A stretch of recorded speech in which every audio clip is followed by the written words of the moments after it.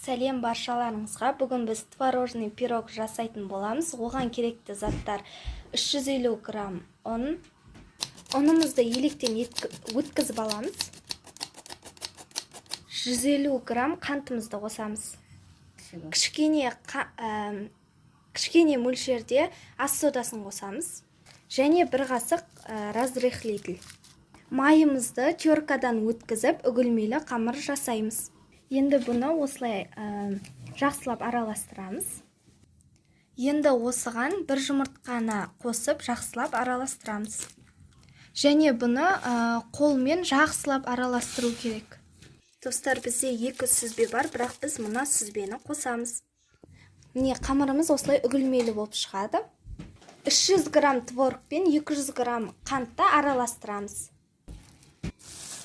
Және осыған бір жұмыртқа қосамыз. Және бұны осылай жақсылап еземіз.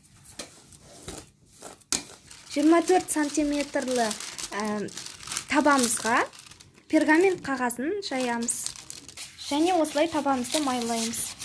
Және жаңағы үгітілген қамырымызды осы табамызға саламыз. Және жартысын саламыз.